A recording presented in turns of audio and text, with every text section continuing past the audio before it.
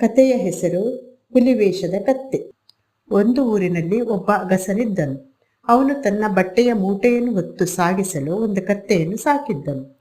ಅದನ್ನು ಚೆನ್ನಾಗಿ ಮೇಯಿಸಿ ಪುಷ್ಟಿಗೊಳಿಸಬೇಕೆಂದು ಅದರ ಮೇಲೆ ಹುಲಿಯ ಚರ್ಮವನ್ನು ಹೊದಿಸಿ ಹುಲಿಯಂತೆ ಕಾಣುವ ಈ ಕತ್ತೆಯನ್ನು ಚೆನ್ನಾಗಿ ಪೈರು ಬೆಳೆದ ಹೊಲ ಗದ್ದೆಗಳಲ್ಲಿ ರಾತ್ರಿ ಹೊತ್ತು ಮೇಯಿಸುವುದಕ್ಕಾಗಿ ಬಿಡುತ್ತಿದ್ದನು.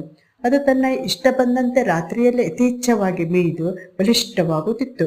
ಹೊಲ ಗದ್ದೆಗಳ ಯಜಮಾನರು ಇದನ್ನು ನೋಡಿ ಹುಲಿಯೆಂದೇ ಹೆದರಿ ಅದರ ಹತ್ತಿರ ಹೋಗುತ್ತಿರಲಿಲ್ಲ. ಹೀಗೆ ಕೆಲವು ಕಾಲ ಕಳೆಯಿತು.